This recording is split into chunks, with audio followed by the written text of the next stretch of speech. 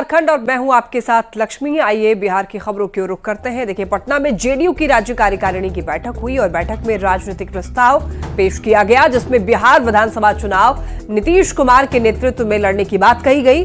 CM Nitish Kumar ने बैठक में 2025 का चुनाव बीजेपी के साथ लड़ने और 220 से भी ज्यादा सीट जीतने का दावा किया।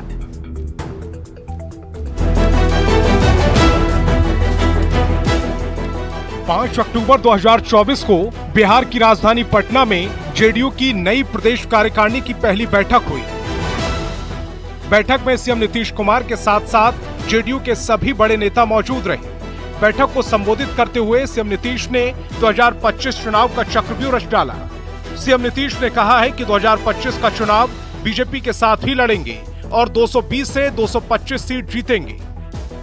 मुख्यमंत्री जी ने करीब 45 मिनट भाषण दे करके ये टास्क दिया कि 2025 में हम लोग पॉजिटिव वोट के लिए जाएंगे। जेडीयू की राज्य कार्यकारिणी की बैठक में 6 प्रस्ताव पारित किए गए। 2025 में सीएम नीतीश कुमार ही मुख्यमंत्री पद के दावेदार होंगे और एनडीए के नेतृत्व में बिहार विधानसभा चुनाव 2025 जीतेंगे। बीजेपी और जेडीयू के स्थानीय नेता संगत पंगत नाम का कार्यक्रम चलाएंगे, जिसमें घटक दल के नेता आपस में मिलेंगे और विपक्ष के दुष्प्रचार के कुचक्र को ध्वस्त करेंगे। लोकसभा चुनाव में एनडीए की जीत के लिए सीएम नीतीश कुमार को बधाई दी गई। नीतीश कुमार की उपलब्धियों को जनता तक पहुंचाने का निर्णय लिया गया। जातीय गणना के लिए सीएम नीतीश कुमार को धन्यवाद दिया गया और कहा गया कि बिहार में नीतीश कुमार का मतलब नौकरी और नौकरी का मतलब नीतीश कुमार है। 2025 नीतीश कुमार के नेतृत्व में एनडीए की सरकार बननी पहले से अधिक बहुमत से तय। लोकसभा चुनाव के नतीजों ने जेडीयू नेताओं के हौसलों को बुलंद कर दिया है। न्यूज़ 18 के लिए पटना से आनंद अमृतराज की रिपोर्ट। जेडीयू की राज्य कार्यकारिणी की बैठक में 2025 के चुनाव में नीतीश कुमार के नेतृत्व में एनडीए की फिर से सरकार बनने का दावा किया गया है और इस पर सियासत भी शुरू हो चुकी है। एनडीए में शामिल दल जहां जेडीयू के राजनीतिक प्रस्ताव का समर्थन कर रहे हैं, तो इंडिया अलायंस के नेताओं ने इस पर निशाना साधा है। प्रेशर है आदरणीय मुख्यमंत्री जी को कुर्सी से हटाने का बीजेपी प्लान कर रही है, इसलिए बार बार ये कहना पड़ रहा है कि नीतीश जी के नेतृत्व में चुनाव लड़ेंगे। अब नीतीश जी के नेतृत्व में चुनाव लड़ेंगे, इस बात पर जनता को क्यों शक और शंका हो रहा है? इसलिए कि बीजेपी और जेडीयू। बिहार के युवाओं के लिए खुशखबरी है, क्योंकि जेडीयू प्रदेश कार्यकारिणी की बैठक में सीएम नीतीश कुमार ने विधानसभा चुनाव से पहले 24 लाख रोजगार और 12 लाख नौकरी देने के वादे को फिर से दोहराया।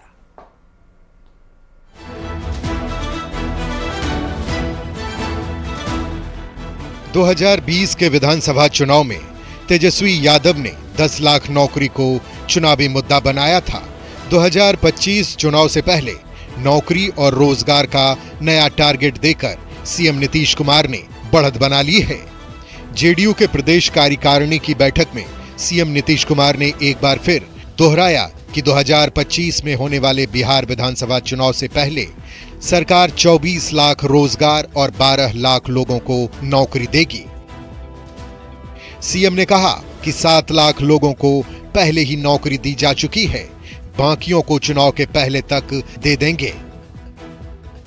पूरा बिहार का एक बेस मुख्यमंत्री ने तैयार कर दिया और इससे आगे जाने के लिए केंद्र के सहयोग से ये जरूरी है कि एक मजबूत सरकार बिहार में बने और जो केंद्र में सरकार चल रही है तो 2030 तक बिहार बिल्कुल बदल जाए। 2020 में नौकरी को मुद्दा बनाकर तेजस्वी यादव ने आरजेडी को सबसे बड़ी पार्टी बना दिया था। बाद में सरकार से हटने के बाद आरजेडी के लोगों ने नीतीश सरकार में दी गई नौकरियों का क्रेडिट तेजस्वी यादव को देने लगे, लेकिन नौकरी देने का सिलसिला तेजस्वी यादव के सरकार से आउट होने के बाद भी जारी है। सीएम नीतीश कुमार ने 2025 के चुनाव से पहले 24 लाख रोजगार और 12 लाख लोगों को नौकरी का टारगेट पूरा करके ये बता देना चाहते हैं कि नौकरी मतलब नीतीश सरकार। न्यूज़ 18 के लिए पटना से आनंद अमृतराज की रिपोर्ट। बिहार में आए बाढ़ को लेकर के सियासत जारी है। जनसुराज की ओर से नेता प्रतिपक्ष तेजस्वी यादव को निशाने पर लेते हुए पटना में पोस्टर लगाए गए हैं। जनसुराज की नेता अपर्णा यादव ने पोस्टर के जरिए तेजस्वी यादव पर तंज कसा है। पोस्टर में लिखा गया है, पूरा बिहार बाढ़ से डूब रहा है और बिहार का राजकुमार दुबई घूम रहा है। प्रशांत किशोर के पोस्टर पर अब सियासत तेज हो गई है। तरीके से आपदा में घिरी हुई है, बाढ़ की त्रासदी झेल रही है, जनहित में उनको बात करना होता तो वो नेता प्रतिपक्ष श्री तेजस्वी प्रसाद यादव जी के लिए पोस्टर नहीं बल्कि वो बिहार सरकार पर वार करते हैं। बिहार में तो बाढ़ है और प्रशांत किशोर एनडीए का दलाल है। अगर इतना ही चिंता है बाढ़ पीड़ितों के लिए तो बोलिए न अपने आका को कि जिस तरीके से राष्ट्रीय अध्यक्ष लालू प्रसाद यादव जी ने 2008 में बिहार को विशेष पैकेज दिलवाया था और स्वयं सोनिया गांधी जी और मनमोहन सिंह जी आए थे बाढ़ पीड़ितों का हाल जानने के लिए, बुलाए वो मोदी जी को बिहार में और घुमवाए वो जिलों में और दिखलवाए कि क्या स्थिति है बिहार की। तेजस्वी यादव जी बिहार के कई एक पंचायत बाढ़ में डूबे हुए हैं और अब बैचलर पार्टी मना रहे हैं दुबई में। शर्म आनी चाहिए आपको। एक तरफ जहां एनडीए की सरकार बाढ़ पीड़ितों को डीबीटी के माध्यम से 7-7 हजार रुपये खाते में भेज रही है, भाजपा 5 लाख लोगों के लिए डायरेक्ट सहायता के लिए भोजन सामग्री, वस्त्र, दवा आदि भेज चुकी है, ट्रिप भेज चुकी है आगे और भेजने वाली है। और आप सिर्फ दुबई में बैठकर ट्वीट करते रहते हैं। आप लापता हैं, आपदा के समय में आप गायब रहने वाले लोग हैं। दुबई में बैठकर मौज मस्ती कर रहे हैं और ट्विटर पर बाढ़ ला करके राजनीति कर रहे हैं। ट्विटर पर बाढ़ लाने से नहीं होगा। बिहार के बाढ़ पीड़ितों के बीच अपनी उपस्थिति दर्ज कराने से जनसेवा होगा, लेकिन इनको जनसेवा और बिहार के लोगों से कोई लेना देना नहीं है। बिहार के मुख्यमंत्री नीतीश कुमार को भारत रत्न देने की मांग उठी है। नीतीश कुमार को भारत रत्न देने की मांग किसी और ने नहीं बल्कि जेडीयू के नेताओं ने ही की है। जेडीयू के महासचिव छोटू सिंह ने सीएम आवास के ठीक सामने पोस्टर लगाई है और इसके साथ साथ पूरे पटना में पोस्टर लगाकर नीतीश कुमार को भारत रत्न देने की मांग की है। नीतीश कुमार के भारत रत्न देने की मांग उठ रही है और इस मांग पर जेडीयू के मुख्य प्रवक्ता नीरज कुमार ने नाराजगी जताई है और कहा है कि नीतीश कुमार के लिए भारत रत्न की मांग करने की कोई जरूरत नहीं है। उन्होंने कुछ लोगों को लगे राजनीति के चस्के पर भी नाराजगी जताई और बीजेपी ने प्रस्ताव का समर्थन किया है तो वहीं आरजेडी ने इस पर निशाना साधा है। भ्रम के जाल में जनता दल में बहुत लोग जीते हैं। करीबी कौन है? नीतीश कुमार जी का करीबी होने का कोई दावा करते हैं, ये बिल्कुल बेमानी। हमको भी अनुभव है 40 साल का, ऐसा नहीं है कि अनुभव नहीं। अब माननीय नीतीश कुमार जी के लिए मांग करने की जरूरत है। कौन मांग किया था? ये ग्लोबल थिंकर नीतीश कुमार जी को घोषित किया गया 2010 में। नया दौर है, पोस्टर से राजनीति करिए, बयान से राजनीति करिए, फेसबुक पर डाल दीजिए। अपने आप को आत्मसंतुष्ट करते नीतीश कुमार जी राजनीति की चरण वंदना के लिए नहीं जाने जाते। यह निर्विवाद सच है कि माननीय मुख्यमंत्री नीतीश कुमार जी के कुशल नेतृत्व में बिहार विकास के पथ पर सुशासन तथा सामाजिक विकास के संग तेजी से दौड़ रहा है। उनकी पार्टी के कार्यकर्ताओं के मन में उनके लिए आदर, समर्पण और उत्साह होना स्वाभाविक ही है। ऐसे में उन लोगों के द्वारा नीतीश बाबू को भारत रत्न देने की मांग स्वाभाविक है। मुद्दे से ध्यान भटकाने के लिए और जनहित के मुद्दे पर सरकार के स्तर से जो काम नहीं किए जा रहे हैं उससे कहीं ना कहीं भ्रम की स्थिति पैदा करने के लिए जनता दल यू के नेता नीतीश कुमार के संबंध में भारत रत्न दिए जाने की बात कर रहे हैं। भारत रत्न किस बात का? पुल पुलिया गिरे हैं उसके लिए, बिहार में सरकार का एक बार समाप्त हो गया उसके लिए, बिहार में अपराध का ग्राफ बढ़ रहा उसके लिए। रोहिणी आचार्य ने सोशल मीडिया एक्स पर पोस्ट पर बीजेपी पर निशाना साधा है और रोहिणी ने लिखा, बाढ़ में किसी बीजेपी नेता के दर्शन नहीं हुए, बीजेपी का कोई राहत शिविर नहीं देखा, बीजेपी जनता के बीच जाने से डर रही है। रोहिणी के निशाने पर सीएम नीतीश कुमार भी थे।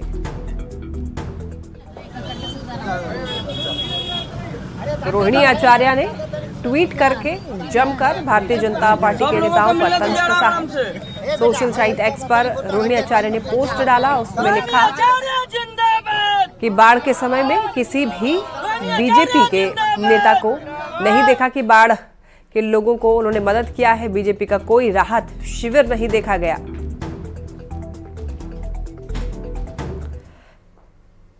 रोहिणी आचार्य के एक्स पार पोस्ट पर सियासत गर्मा गई है और बीजेपी ने रोहिणी आचार्य पर निशाना साधा है। बीजेपी ने पूछा है कि आखिर बाढ़ की विपदा के बीच तेजस्वी यादव कहां है, तो आरजेडी और कांग्रेस ने रोहिणी के बयान का समर्थन किया है। एनआरआई लालू परिवार के सदस्य श्री रोहिणी आचार्य जी, आपने जो एक्स पर पोस्ट किया है, थोड़ा नेता प्रतिपक्ष को भी खोज लीजिए कि वो कहां है, दुबई में है कि सिंगापुर में है। जब बिहार में बाढ़ आया तो राजद के राजकुमार दुबई घूमने निकल पड़े, और जब बाढ़ का पानी उतर रहा है तो राजद की राजकुमारी जो चुनाव के बाद 15 दिन का सिंगापुर कह के गई थी, 3 महीने के बाद लौटी है। वास्तविकता से कोई ज्ञान नहीं है, एक आध फोटो डालकर हम सब पे तंज कस रही है। रोहिणी आचार्य जी की बातों से मैं बिल्कुल सहमत हूँ। कहाँ कोई दिख रहा है? भारतीय जनता पार्टी के जो विधायक हैं डर से अपने क्षेत्र में नहीं जा रहे हैं, बाढ़ वाले क्षेत्र में, कि कब उनको जनता उनको सुनाने लगे।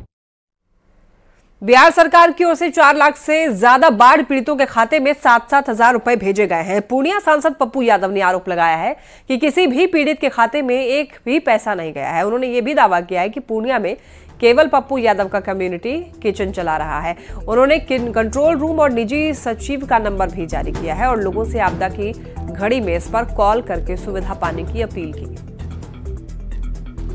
सरकार हमें बताए कि आप सूखा राशन अभी तक कहां तक, आप एक दिन हेलीकॉप्टर से आप सूखा राशन देने का प्रयास किए, वो भी 6 दिनों के बाद। 6 दिनों के बाद आपका एक हेलीकॉप्टर क्रैश कर गया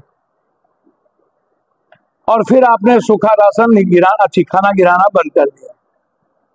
32 लाख व्यक्ति प्रभावित है, आप कह रहे हैं 17 लाख। सर्वे किसने किया? गांव के भीतर कौन गए? 5 देश रत्न मार्ग आवास को तेजस्वी यादव ने खाली कर दिया है और ये आवास डिप्टी सीएम सम्राट चौधरी के नाम पर आवंटित था। आज तेजस्वी यादव ने आवास खाली कर दिया और आवास खाली किए जाने के बाद भवन निर्माण विभाग ने आवास को डिप्टी सीएम सम्राट चौधरी को हैंडओवर कर दिया। सम्राट चौधरी की टीम ने पूरे आवास का जायजा लिया, साथ ही भवन में मौजूद सामानों की लिस्ट बनाई। ज्यादा जानकारी दे रहे न्यूज 18 संवाददाता शैलेंद्र। उप मुख्यमंत्री सम्राट चौधरी का अब नया आसियाना 5 देश रत्न मार्ग होगा। इस बंगले में अभी तक नेता प्रतिपक्ष तेजस्वी यादव रहते थे, लेकिन आज तेजस्वी यादव ने यह बंगला भवन निर्माण विभाग को हैंडओवर कर दिया और उसके बाद अब जो सम्राट चौधरी हैं वो यहाँ पर रहेंगे। और देखिए, सम्राट चौधरी के जो पीएस हैं, अन्य जो स्टाफ हैं वो यहाँ पर पहुँच चुके हैं, जो उनके सुरक्षाकर्मी हैं वो यहाँ पर पहुँचे हैं। आलीशान बंगला है। इस बंगले में अभी तक तेजस्वी यादव रहते थे, लेकिन अब सम्राट चौधरी इस बंगले में रहेंगे उप मुख्यमंत्री की हैसियत से। सामान था वो सामान को भी ले जाया गया है और देखिए यहाँ पर जो ये बंगला है, उस बंगले में अब जो सम्राट चौधरी और उनके जो साथ के लोग हैं वो लोग इसका आकलन कर रहे हैं, जायजा ले रहे हैं। चूँकि इस बंगले में पहले से भी काफ़ी सारा सामान था और जो भवन निर्माण विभाग को जो हैंड ओवर किया गया है सामान, वो मिलाया भी जाएगा। तो कुल मिला के कहा जा सकता है कि अब सम्राट चौधरी इस बंगले में रहेंगे और विजयादशमी के दिन से इस घर में वो रहना शुरू करेंगे। संभवतः विजयादशमी के दिन सम्राट चौधरी इस बंगले का गृह प्रवेश भी करेंगे और उसके बाद वो यहाँ पे रह सकते हैं। शैलेंद्र, न्यूज 18 पटना। सीएम नीतीश कुमार ने एशियन महिला हॉकी चैंपियंस ट्रॉफी 2024 के लिए डिजाइन किए गए शुभंकर और लोगो का अनावरण किया। महिला Asian champions trophy 2024 hockey tournament का आयोजन 11 नवंबर से 20 नवंबर के बीच बिहार के राजगीर में किया जाएगा, जिसकी घोषणा हॉकी इंडिया ने कर दी है। और साल 2010 में शुरू हुए इस टूर्नामेंट का ये 8वां संस्करण होगा, जिसमें एशिया के शीर्ष 6 देश हिस्सा लेंगे।